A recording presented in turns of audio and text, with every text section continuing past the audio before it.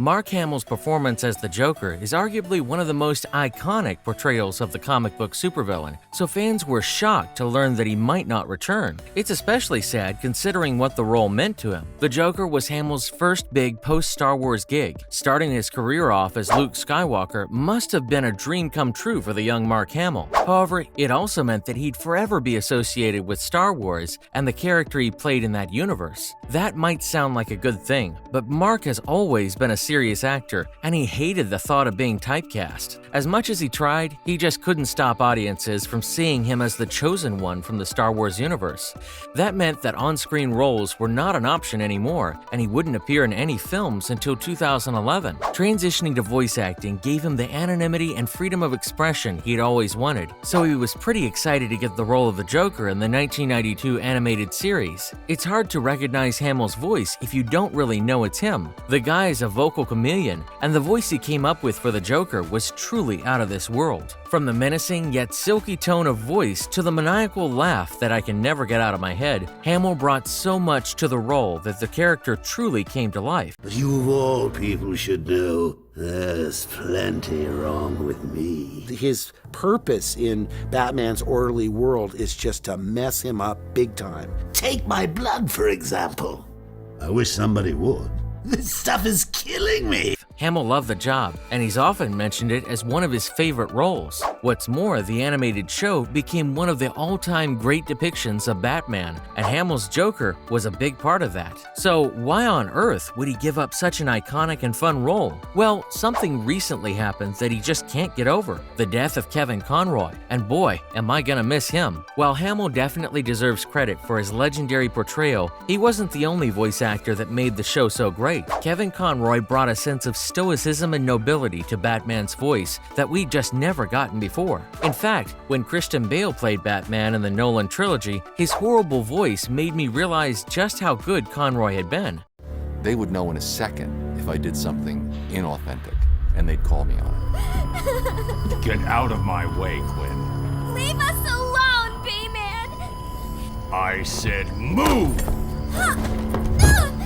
Not only did he bring the role levity and substance, but he also had an excellent working dynamic with Hamill. The two played off each other and became a legendary duo, and you can see their chemistry whenever Batman and Joker are on screen together. Hamill was also one of the few voice actors to join Conroy on various other shows in the DC animated universe, such as Justice League, Batman, and tons more. Given all of this, it's not surprising that Conroy's ultimate demise made Hamill rethink a few things. I mean, it's a big loss for me because Conroy was a part of my childhood, but Hamill lost someone he had been friends with for decades. We should also try to remember that the DCAU only represents the first few years of their collaboration. The end of the show meant that their journey together was only just beginning. Mark and Kevin outlasted the series. It's hard to think of a pair that worked as well together as Mark and Kevin. In fact, Mark loved working with Kevin so much that he refused to take the role if his partner wasn't going to play Batman. Their chemistry was so amazing that they kept getting asked to come back to the roles even if the media wasn't set in the DCAU. And the best example of this is probably the Batman Arkham video game trilogy. The games would have been good no matter what, but hearing both Kevin and Mark back in their iconic roles made them truly great. The pair were so crucial to the success of the games that fans pretty much ignored the prequel that cast Troy Baker as the Joker instead. Don't get me wrong, Troy Baker is a legendary voice actor in his own right, but you can't expect him to measure up to Mark Hamill, at least not when it comes to voicing the Joker. Now that Kevin is gone, Mark has clearly decided to put the past behind him. After all, the guy's been doing this for a while. It might be time for something new. Being able to play such a memorable role for so long is every actor's biggest fantasy. Mark got to play the Joker for 30 years, so I have a feeling he'd be looking forward to something new. Much of his career these past few years has been all about him cementing his legacy. Not only did he get to play Luke Skywalker again in The Last Jedi, he got cast in the animated adaptation of The Killing Joke as well. Both of these movies represented Mark's comeback to some of his best-known roles, and he might not want to overstay his welcome. He could also just be bored with playing the same character, and the death of his acting partner must have been the straw that broke the camel's back. It's a real shame because no matter how many times I saw him, I kept thinking the same thing. Mark gave us the best Joker ever. The Clown Prince of Crime has been played by a really impressive list of actors, and all of them made the role their own in one way or another.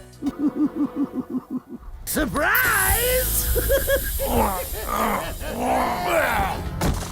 You fell for the old sick Joker gag, Batman. Jack Nicholson brought a sense of menacing mischief. Heath Ledger was a terrifying psychopath, and Joaquin Phoenix's Joker was mysterious and unpredictable. However, none of them came anywhere close to Mark Hamill's. Crazy. And what's wrong with that? It's done wonders for me. For once, I'm stuck without a punchline. You're despicable. Jingle bells, Batman smelt, Robin laid an egg.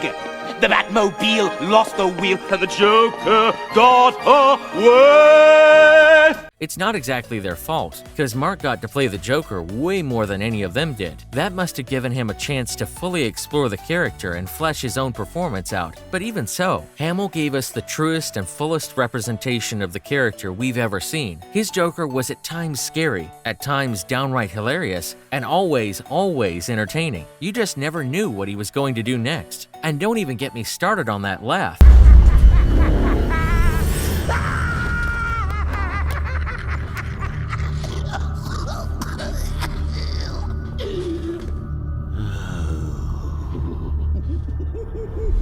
You could almost imagine the people of Gotham shivering when they heard his crackle echoing through the alleys. Now that Hamill's played the Joker in cartoons, movies, and video games, it's safe to say he's leaving behind a legacy that will last forever. I wish him a happy retirement, but I'm left asking one very important question. Who could possibly replace him? There are a few out there who might be up to the task, but I definitely don't envy them for one specific reason. Hamill's leaving some pretty big shoes to fill, and I'm not just talking about clown shoes. Now that Hamill's bowed out and his era with Conroy has drawn to a close, all eyes are on his potential successor. We are already set up to see the Joker in a bunch of live-action media, with Barry Keoghan being an especially exciting contender as far as the films are concerned, and Phoenix also planning to return to the role. But what about the animated stuff? Why should I care?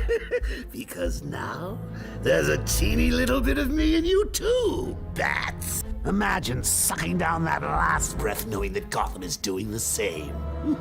What are you talking about? Oh, didn't I say? I've spent weeks shipping samples of my blood to emergency rooms all over the city. Well, there's already quite a bit of it out there. Hamill never thought of himself as the only guy that could do the character justice, and he often spoke about who his favorite Jokers are. Alan Tudyk's been doing a solid job on Harley Quinn, and John DiMaggio is one of the few actors who might have equaled Mark in Under the Red Hood. The role of the Joker is just way too big for any one person to own it. We'll always keep getting new and exciting interpretations of the character, and I for one am excited to see what's next. That's what you need to know about the end of Mark Hamill's Joker. See you in the next video.